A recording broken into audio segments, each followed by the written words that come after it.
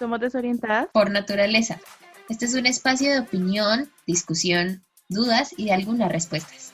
Aquí escucharás temas que nos apasionan, nos dan curiosidad y seguramente a ti también. Somos Jenny y Joana y te damos la bienvenida. Bueno, bienvenidos a todos otra vez a otro episodio de Desorientadas. Como ustedes nos están siguiendo en el blog, esta semana estuvimos conversando sobre la vida en el exterior, sobre qué es vivir, qué es estudiar y qué es trabajar.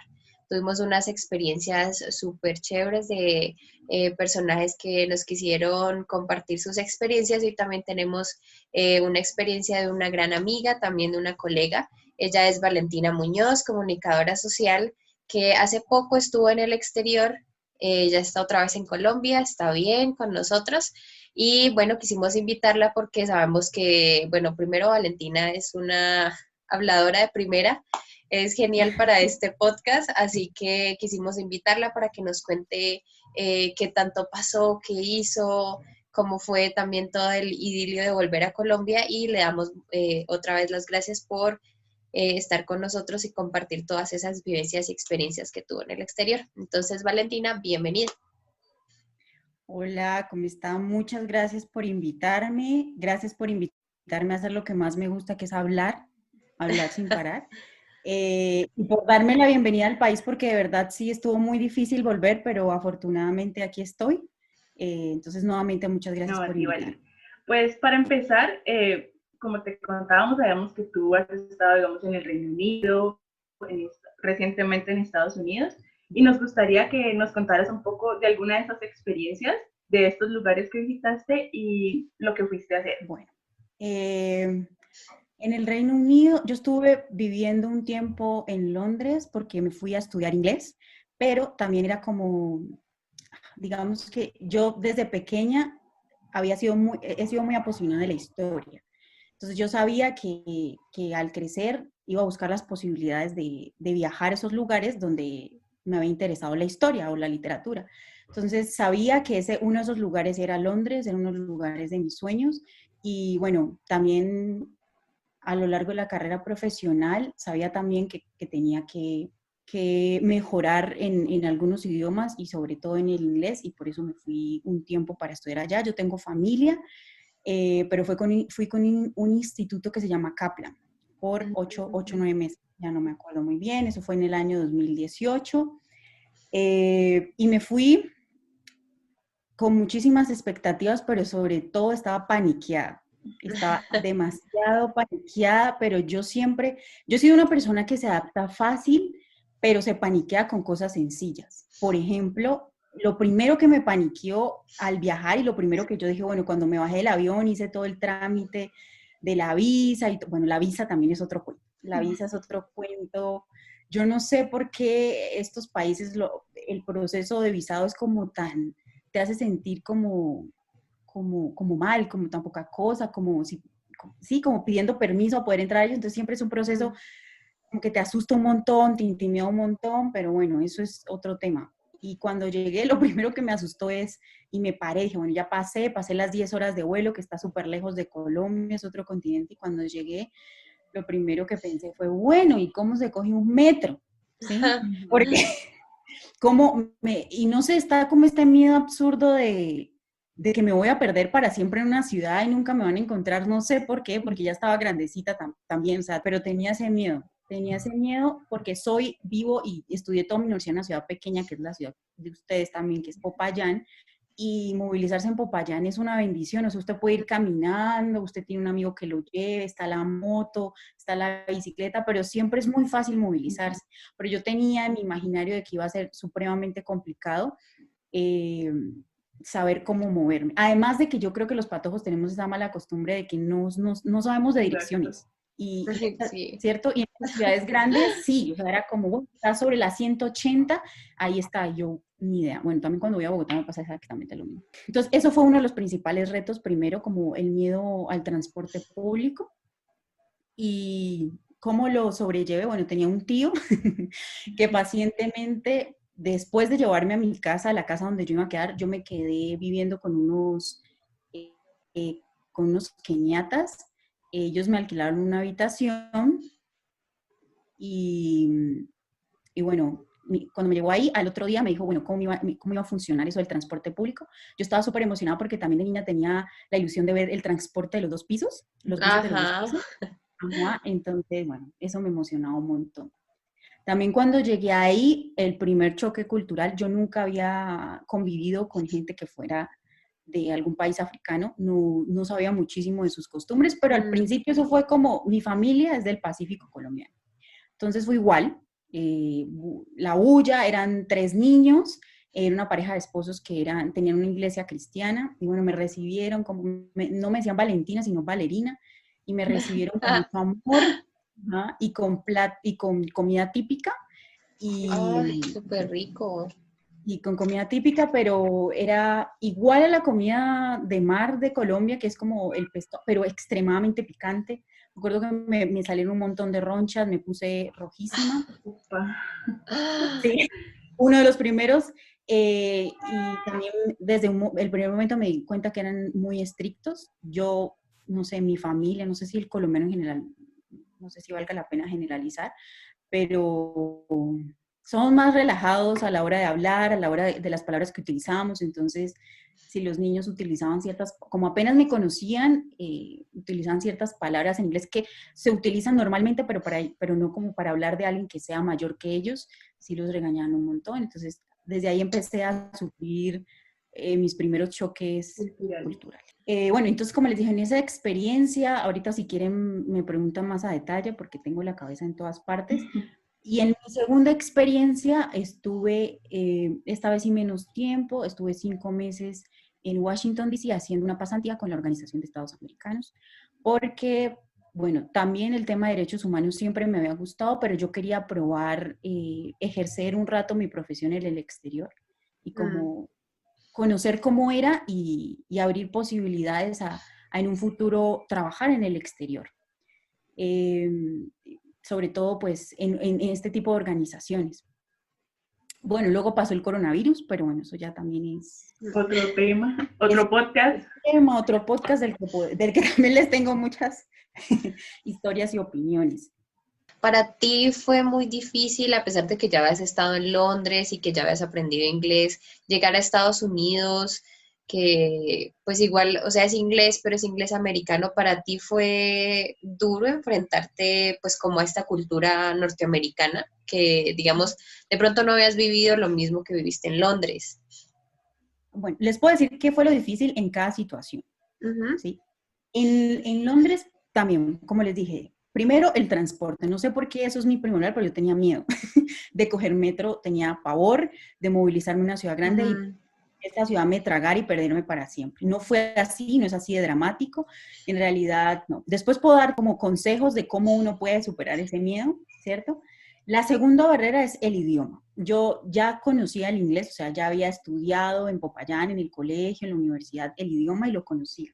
Pero también existe, no sé si a mucha gente le pasa lo mismo, pero a mí me pasaba y era el miedo a hablarlo, a Ujú. que no se me entendiera. Entonces, esa fue una de las principales barreras cuando apenas llegué a la casa donde estaba viviendo. Cuando llegué a la escuela, al instituto donde vivía, y empecé a salir y a convivir, ir a fiestas o a una biblioteca, a un evento cultural, se me quitó el miedo porque me di cuenta que en estas ciudades grandes o en estos espacios todo el mundo habla inglés como puede. Hay gente que ni habla inglés y se comunica, encuentra la manera de comunicarse. Entonces yo dejé de tener el miedo, yo creo que era como un miedo a ser juzgado. No sé si Mm. eso pasa mucho en Colombia, pero uno siempre tiene miedo a decir algo mal y que el otro se dé cuenta que no sé, así como en el síndrome del impostor, pero yo tenía ese miedo. Pero cuando ya empecé a conocer gente y cada quien hablaba con su acento y estaba orgulloso de su acento y donde venía, pues entonces yo le perdí el miedo. Pero al principio sí es la barrera del idioma, era como, ¿qué digo? ¿Cómo digo esto? Además que hay cosas que se denominan diferentes, hay cosas que la gente no hace.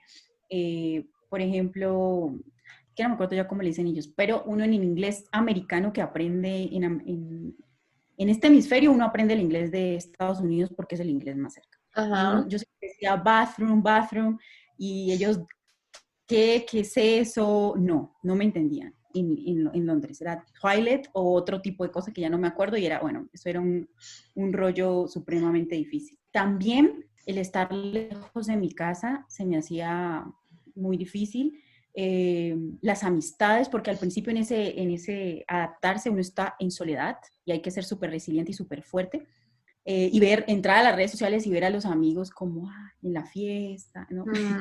Eso también era en ese momento ese primer momento cuando uno, después de que uno hace amistades, eh, ya, ya Ya eso pasa y cambia. uno ya se siente, ya cambia el chip de Ujú. todo. Y bueno, cuando uno empieza a conocer gente también, todos cuando vamos creciendo estamos consumiendo películas y viendo arte y todo esto, y uno empieza a darse una idea de lo que es un país, y yo tenía en mi idea de Londres, tenía Harry Potter, tenía de que la gente era extremadamente educada, súper fría, y la gente que conocí no era para nada así. Entonces también es valioso porque uno empieza a entender la diferencia, empieza a guardarse cosas de esa diferencia, y a entender un montón de cosas culturales que antes no entendía. Y también a darse cuenta que en la mayoría de cosas somos iguales a los otros.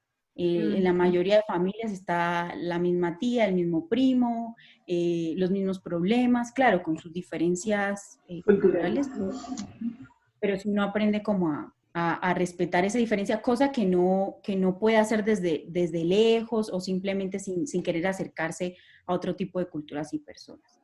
Entonces, eso fue como lo más difícil, aprender, como les digo, a moverse en la ciudad. Otra cosa súper difícil, esto siempre se le da dificultad a un colombiano, la comida. Porque Inglaterra es bellísimo, Inglaterra tiene un montón de oportunidades, la gente es queridísima, la gente es muy educada, creo que Londres es una de las mejores ciudades del mundo para vivir joven porque te encuentras con un montón de culturas y te abren las puertas un montón, pero la comida, perdón, Inglaterra, si hay alguien de Inglaterra que esté leyendo esto, no. El fish and chips no me gusta, el pescado y las papas que ellos le llaman así. Lo rico de ahí es la comida hindú, la comida árabe, la comida turca, que ellos dicen, esto es lo que nos gusta aquí, pero no es de ellos. O sea, lo preparan porque también llegó mucho migrante, pero no es nada rico. Entonces, cuando ya pasaron 2 años y ahorita fui a esta experiencia que les digo, fue demasiado fácil adaptarme, ya no iba con los mismos miedos de siempre, Mm. como de ir digamos que los desafíos fueron a nivel profesional. Ahora yo tenía miedo de, bueno, esto que yo aprendí en la universidad o esto que he aprendido después de graduarme, va a ser lo suficientemente competente para trabajar en una Mm. organización. Y me pasó exactamente lo mismo que con el inglés, o sea, me encontré con un montón de personas y de profesionales súper abiertos a aprender, a escuchar de dónde yo venía y súper interesados a saber de dónde venía y qué era lo que sabía. Y con el tiempo también fui digamos, pasando esas dificultades. Pero a nivel de estar fuera, de otra vez de las mismas cosas que me habían pasado antes, ya no tenía ese miedo. Y iba ya, o sea, ya sabía qué me esperaba, ya sabía que iba a comer mal. Lo primero. Ajá, lo primero, eso yo ya lo sabía, ya estaba segura, le decía a mi mamá antes de irme, bueno, hay que comer rápido empanitas de pipián, tamal. O sea, yo ya sabía que eso era lo primero que yo tenía que hacer. Había El que idioma, abastecerse. ya había que abastecerse antes de ir. Lo del idioma ya no me daba tanto miedo, como les digo, por la otra experiencia que ya había tenido, porque ya estaba relajada y sabía que nosotros somos comunicadoras y sabemos que hay muchas formas de comunicarse. Y el colombiano como Sí. es experto en eso, entonces yo dije, no, de alguna u otra manera ya sé comunicarme y lo sabrán hacer. Además, igual la organización a la que iba es de también hay muchos latinoamericanos y como es una organización sabía que muchos iban a hablar español. Ujú. Entonces ya no había ese miedo. Estuve ahí haciendo una pasantía en el departamento de prensa, eh, y entonces también por eso no se dificultaba tanto porque habían personas de todo el mundo. Y como les digo, esta experiencia previa pues me ayudó a que no fuera tan así.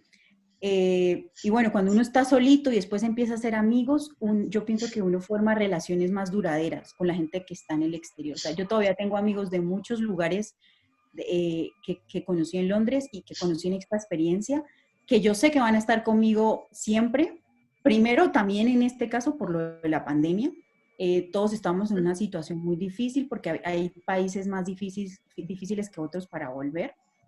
Eh, pero uno, por esas dificultades que vive y por eso que tiene en común, que es no estar en su casa, no estar de donde uno es, donde creció, forma lazos súper fuertes, casi de hermanos. Eso es difícil, pero eso lo ayuda. Y en este caso también ayuda a ampliar la red de contactos que uno tiene Claro. profesionalmente, Total, ¿no? total, total. Y en este proceso en el que tú, como nos contabas, conocías de otras culturas, otras personas, y se abrió tu mente, me gustaría saber de pronto qué estereotipos tenían sobre ti, ¿no? Cuando te conocen decían de pronto, ay, yo pensaba que tú eras diferente o hablabas diferente. Sí. Depende del tipo de personas que uno se encuentre a lo largo de la experiencia. Varias veces obviamente ustedes ya saben que tenemos el título de, cocaína, droga, Pablo Escobar. Muchas personas que conocí, lo primero que me decían era eso en el primer viaje que hice. También hubo personas en Inglaterra que me preguntaban si, no se enojen, por favor, oyentes, si había wifi, si había ¿En Okay. serio? tranquila. Sí, claro.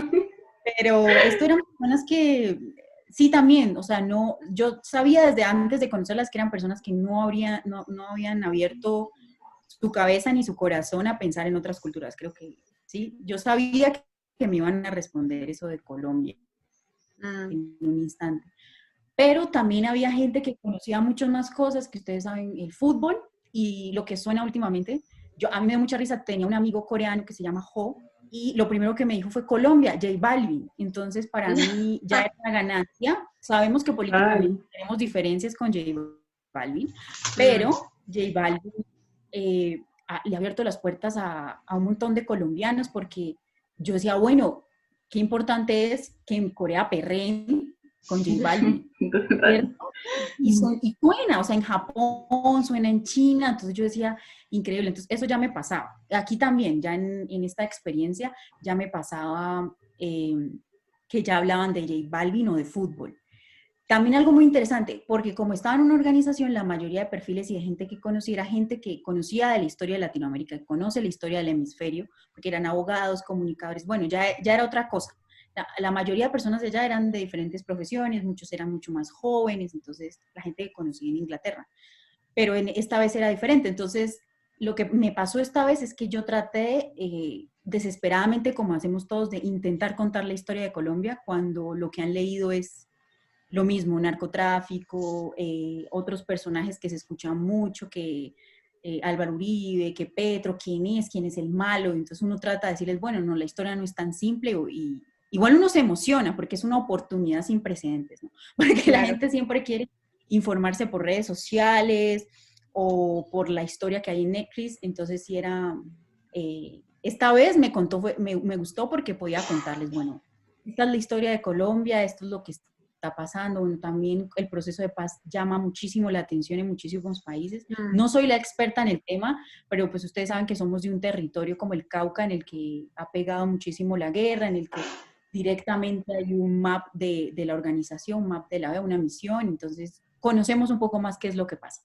Y bueno, esta vez me emocionó porque pude o quise contarles la historia desde mis ojos o desde donde vivo y desde la ciudad en la que. Entonces, esas son las cosas que hasta el momento he escuchado de Colombia y los estereotipos.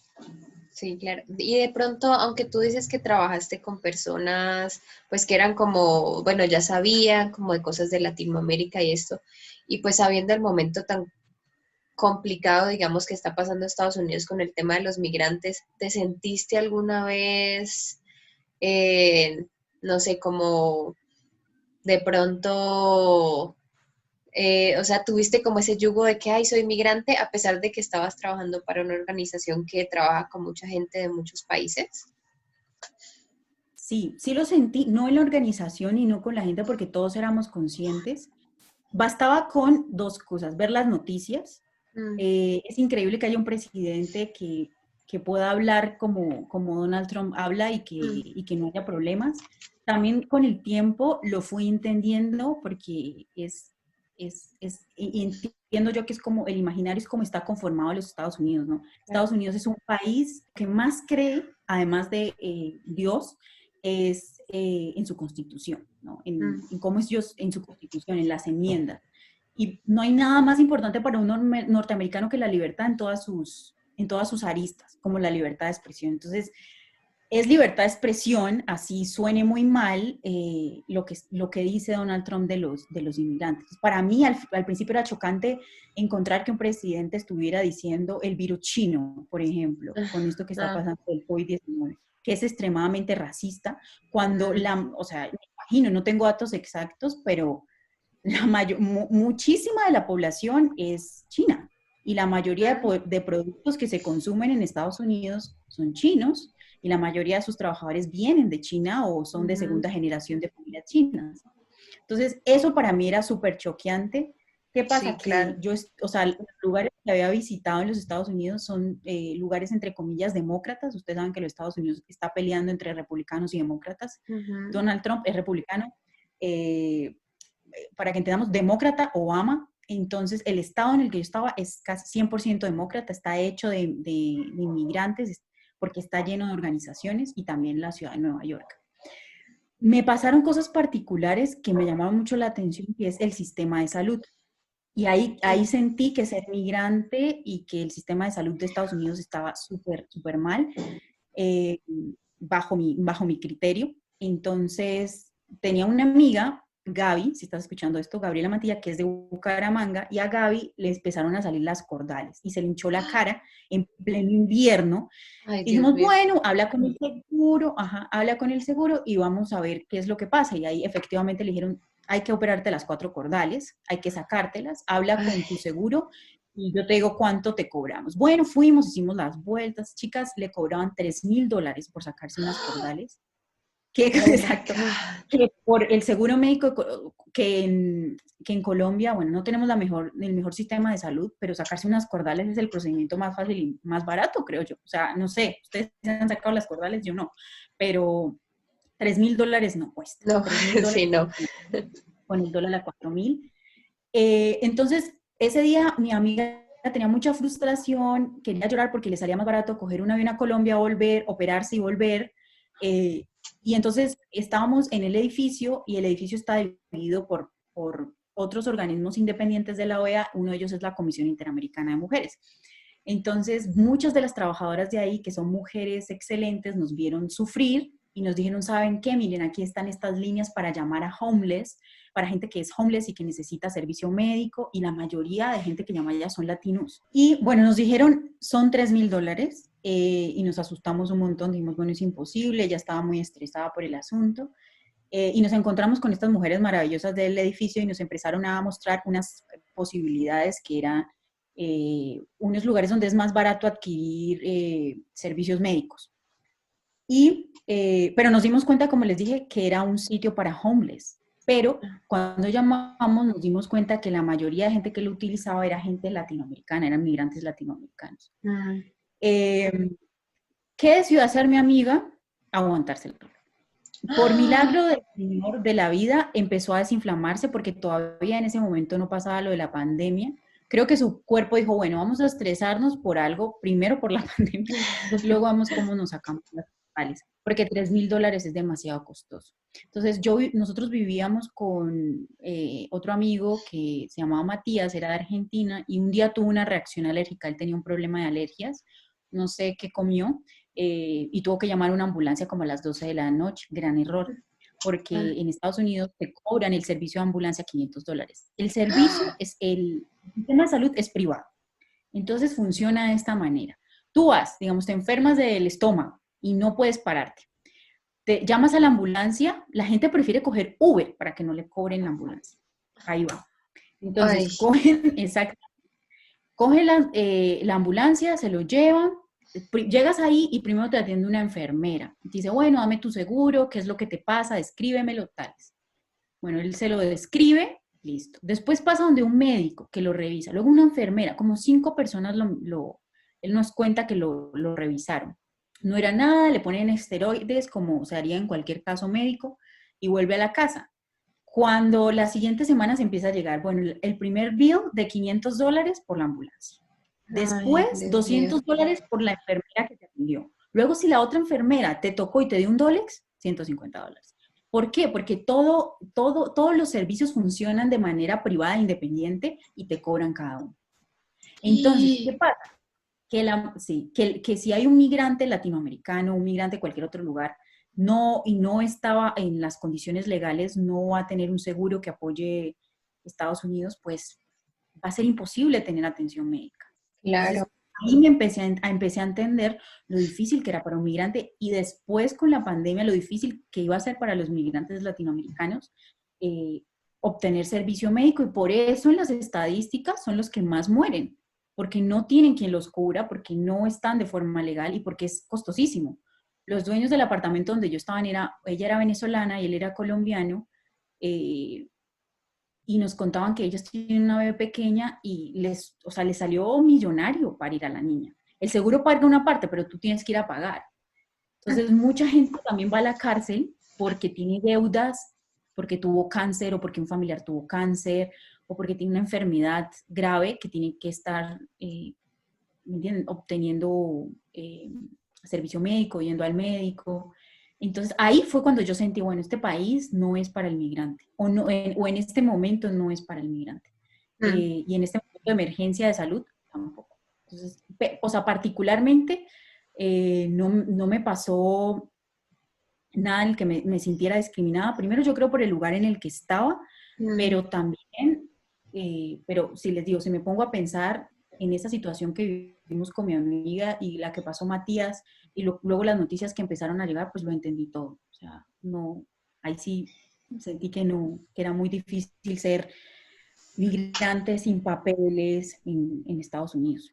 Y con todas estas experiencias, ¿hubo algo o en algún momento en que tú de verdad extrañabas tu hogar o tu país o decías definitivamente, aunque sabías que ibas a volver, porque pues, como decías, eras por cortos tiempos, de verdad, aparte de la comida, ¿qué más extrañabas?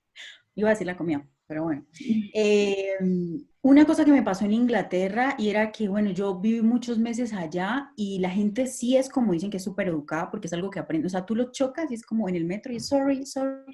Y uno es como, se siente mal por todo. Es gente que te ayuda en la calle y todo, pero por la historia que tienen, por el lugar en el que están ubicados, bueno, vaya a saber por qué culturalmente sí son personas mucho más, entre comillas, frías, no son tan sociables como el colombiano. Entonces llegó un momento en el que yo tenía un tío, pero yo había fines de semana que yo decía, Dios mío, yo necesito ir a un lugar donde, donde el señor de la cafetería me diga, niña linda, que me diga qué quieres, ¿sí? O sea, el trato, te juro que eso hace falta, mucha falta, y lo he hablado con mis amigos que también eran latinoamericanos, hace falta. Entonces, obviamente yo los fines de semana, cada 15 días, me la pasaba en algo que se llama el Pueblito Paisa en Londres, porque yo no podía elegir otro lugar sino ir al Pueblito Paisa a desayunar bien, a desayunar buñuelo, a desayunar café con leche, ¿sí? Y lo que más me gustaba era que el colombiano tiene esta cosa de hacer sentir al desconocido como parte de su familia, que yo adoro, y era llegar ahí, nadie me conocía, pero parecía que sí, que quiere. Yo vi que la otra vez a usted le gustó el jugo de maracuyá y le voy a traer ñapita. Y eso para mí, eso es humano, de Dios, lo llena uno de vida, lo hace sentir en familia, y eso tiene el colombiano. Entonces, eso primero. Y bueno, y en esta, siempre voy a extrañar a mi familia porque por cuestión personal, soy una persona muy familiar, mi familia es gigante, mi abuela tuvo 12 hijos por parte de mamá, entonces yo crecí en familias numerosas y para mí es importante estar con mi familia. Pero en este caso, con lo que está pasando con el COVID-19 y la pandemia, pues fue mucho más difícil. Porque tú ves las noticias, ahora que llegué a Popayán veo a la gente como más organizada, pues lo que alcancé a ver, y un poco a muchos menos consciente de lo que está pasando en otros lugares donde el contagio es más grande. O sea, en Estados Unidos la gente puede salir normalmente, eso también era extremadamente peligroso, la gente sale mucho sin tapabocas, muchos no respetan porque, como les digo, es el país que ama las libertades y eso está en su constitución. Donald Trump no le puede decir a la gente ni ningún gobernador, tú no puedes salir porque estarían rompiendo en todo lo que ellos creen. Entonces, Claro. ¿sabes? Por eso es tan difícil allá. Pero todos los días, chicas, no les miento, o sea, pasaban ambulancias por toda parte, se llevaban al de al lado, el de acá, y tú empiezas a pensar, bueno, y también, bueno, en la organización en la que estábamos llegaban los obituarios de murió el papá de tal persona, Ay, murió, Dios mándenle las mío. cosas. Entonces empiezas a pensar en tu familia, en lo inmediato es, y horrible de pensar es cuál va a ser el primero o quién que conozco puede llegar a morir. Eh, y no sé, la cuarentena y esta situación nos tiene a todos extraños, entonces yo lo primero que pensé era yo quiero estar con mi familia hasta que esta crisis pase y luego ver qué vuelvo a hacer con mi vida, si vuelvo a viajar, si no, pero, pero sí para mí fue muy difícil estar lejos y no saber qué iba a pasar, porque en un principio todo era supremamente confuso. Yo era de las que me burlaba porque tenía un amigo que estaba en la organización que empezó a hablar de eso desde enero, pero nadie se imaginó pues que iba a venir lo que vino después, ¿no? Que era el caos, que era ese contagio rápido, hablar de qué era un cierre de fronteras. O sea, para mí jamás, ni en mis locos sueños leyendo historia, había escuchado de cierre de fronteras, ¿no? O de que los nacionales no pueden entrar a su propio país. Yo creo que eso era lo más difícil, recibir los abrazos de mis papás, sus consejos, los amigos, las salidas. Popayán tiene algo que yo siempre lo llamo una bendición, es que nos entretienen Popayán con lo que sea. La gente se queja, pero con lo que sea. O sea, ir a un andén y coger una cerveza y hablar con un amigo, eso es súper importante para mí. Entonces, sí, yo creo que eso ha sido lo más difícil, pensar que algo malo iba a pasar, porque todo es tan incierto que no sabemos cómo vaya a evolucionar en Colombia, entonces yo quería estar cerca de mi familia. Y digamos tú mientras estabas allá, bueno, estabas viviendo una experiencia de trabajo y cuando llegó todo esto dijiste como, "Ah, Dios mío, ¿en qué me metí?" O como que de pronto, o sea, como que no sé, de pronto pues estabas trabajando normal y llegó esto y no sé si te tocó hacer teletrabajo, cómo siguió, pues, o sea, la manera de trabajar allá, pero en algún momento dijiste como, esto no era lo que esperaba. Sí me pasó, porque fue muy chistoso, porque en Estados Unidos ya habían un montón de contagios, donde yo estaba en el estado en el que estaba ya habían un montón de contagios, y como yo estaba en el departamento de prensa, pues había televisores por todas partes, y como es una organización, ellos tienen de varios países para estar escuchando qué pasa. Y entonces el bendito CNN estaba en todas partes y hablaban de eso todos los días y era angustiante, Ujú. pero nadie hacía nada, o sea, no se había hablado de nada, la gente seguía yendo al trabajo con miedo, la gente empezaba a ir con los guantecitos en el metro, como conseguir tapabocas allá es imposible, entonces la gente se ponía como una camiseta, no sé, pero estaba el miedo latente, pero nadie hacía nada.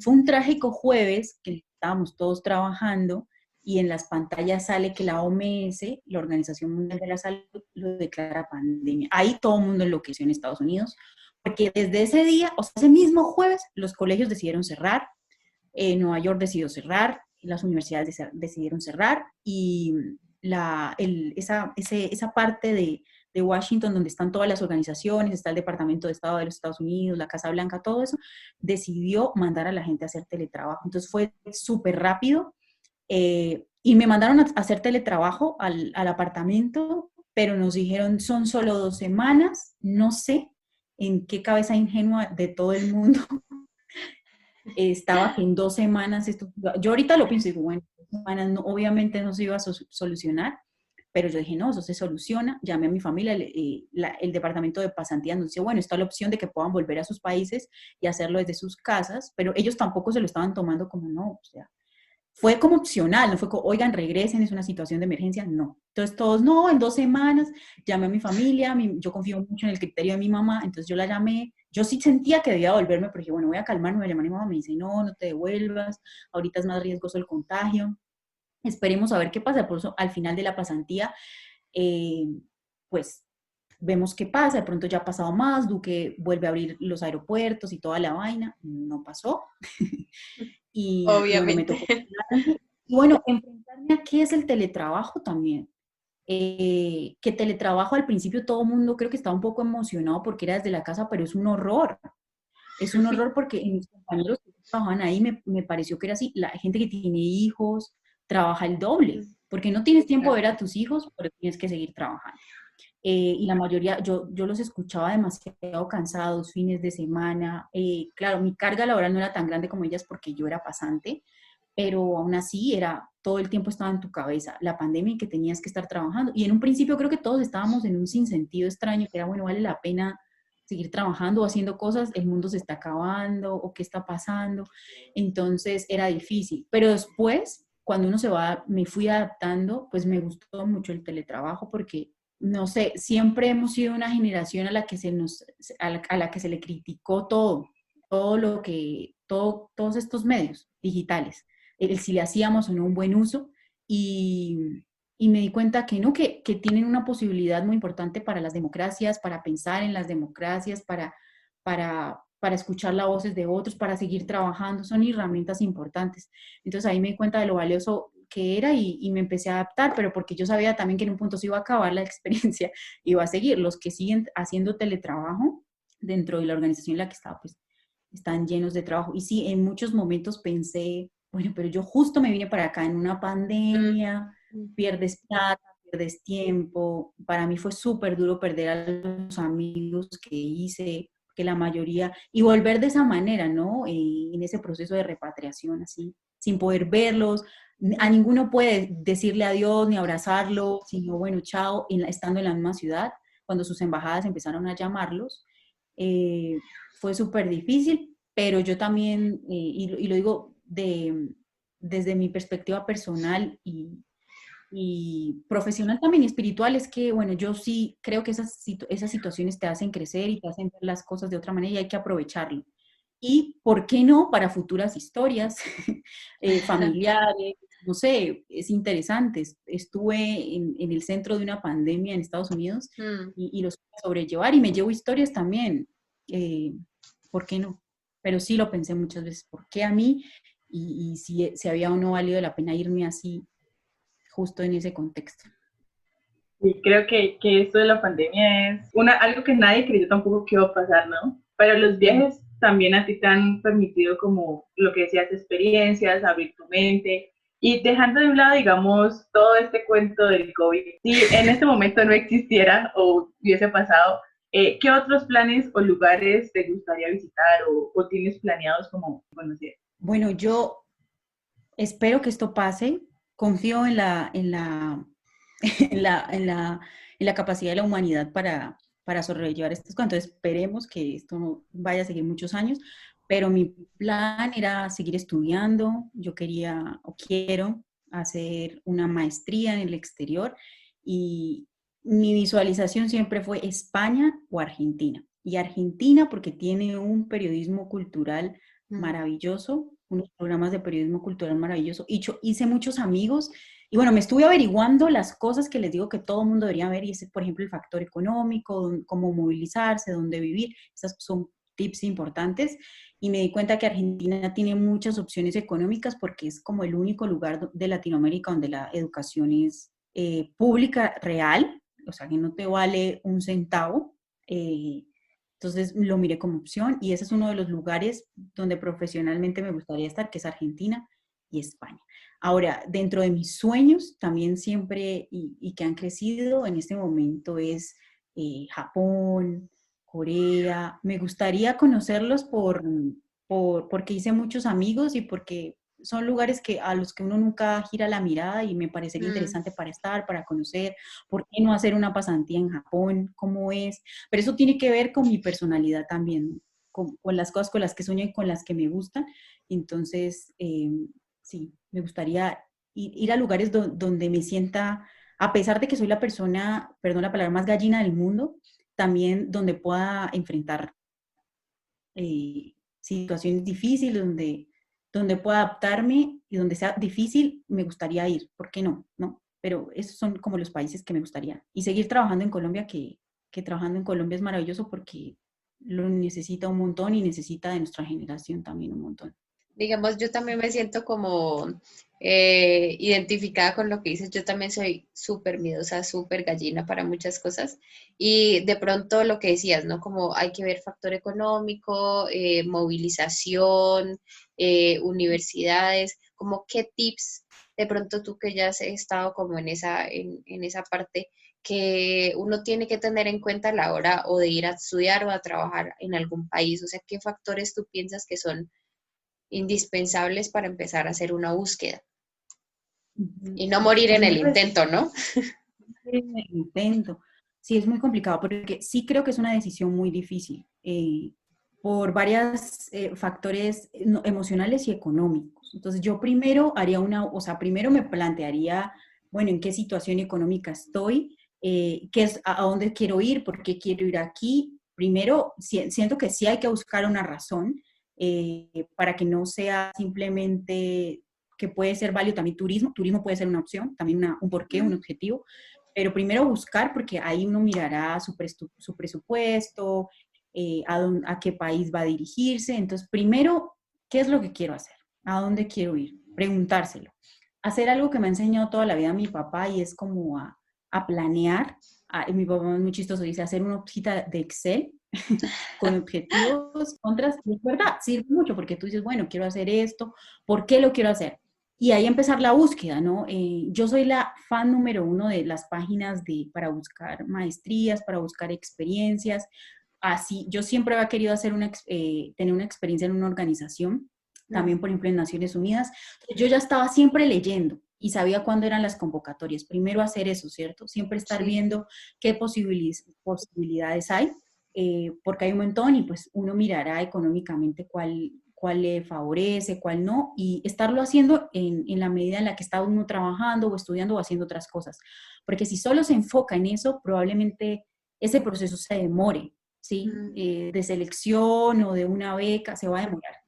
Entonces hay que estar haciendo otras cosas, buscar un porqué, ir buscando a dónde, a qué país, por qué, y cuando eso hayas tomado la decisión, eh, el factor económico, pensar cuánto dinero tengo y cuáles son para mí era muy difícil, yo soy una persona muy desorganizada, ¿qué es lo que voy a utilizar? Pensar, bueno, ¿cuánto me cuesta un mercado en tal lugar? Por ejemplo, en Londres. Ir a, ¿cuál es un supermercado? Así, super Google, San Google. Google, ¿cuánto cuesta? Bueno, ¿cuáles son las principales cadenas de supermercados en Londres? Entro a la cadena de supermercados y hago en la canastica el mercado. Hago el mercado y veo cuánto me cuesta. Entonces ya sé más o menos cuánto cuesta. Me puedo dar cuenta, es imposible mercar en Londres, entonces cuando llegue voy a buscar, porque hay muchas opciones allá que son como mercados de campesinos de Inglaterra, que tú puedes ir y es un poco más económico. Entonces, ese tipo de cosas, hacer una lista de las cosas que sé que voy a necesitar un número de celular, cuánto me cuesta el número de celular, cuánto cuesta el transporte público, y además en Google está todo. ¿Cierto? Hacer una listica y como yo dije, fui al supermercado y dije, bueno, ¿cuánto cuesta? Y ahí mirar. Algo que puede ser maravilloso es ir a Facebook y buscar, por ejemplo, colombianos en Londres, colombianos en París, colombianos en Tokio, colombianos en, no sé, en Ecuador, y tal vez buscar un roommate que sea colombiano o alguien con el que yo pueda poner los gastos a la mitad. Eso es Claro. bueno, porque esta vez me pasó eso.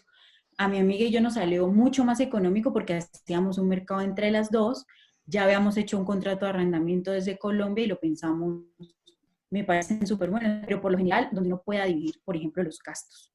Eh, y sí, también hasta darse a ver cómo es el metro, porque, bueno, una de esas cosas las va aprendiendo allá, pero eso va calmando miedos internos, porque uno ve en YouTube cómo la gente estoy hablando mucho de mi caso, pero cuando yo veía que la gente cogía el metro normal, dice imposible que Valentina Muñoz y la no iba a poder coger el metro. Pero bueno, son miedos que todos tenemos y como les digo Sí, es claro. organizar. Organizarse y pensar en las cosas más pequeñas, en todo lo que tú necesitarías, todo lo que te podría hacer falta viviendo solo. Y a partir de eso hacerte un presupuesto y siempre nunca salirte de ese presupuesto si puedes y estás en esas condiciones.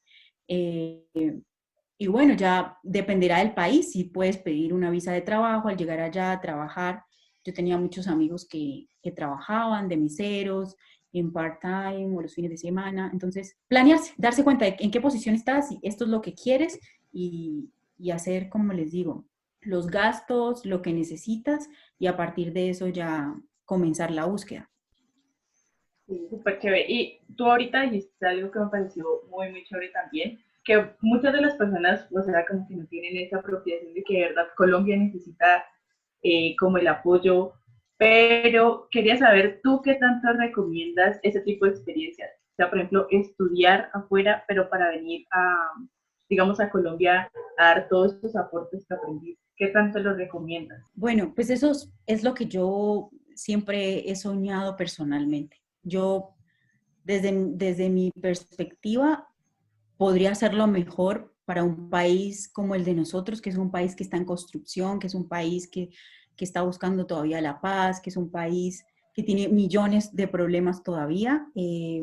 Me parece súper valioso porque afuera, como les digo, uno empieza, en Colombia nos pasa mucho que para nada somos fans de la diferencia, ¿no? Y nos pasa con diferencias políticas, con diferencias hasta de regiones. Entonces, a veces uno afuera aprende eso, aprende a aceptar la diferencia tal y como es y puede venir a Colombia y verla con otros ojos porque extraña uno a todo pelagato desde cuando uno está en el exterior.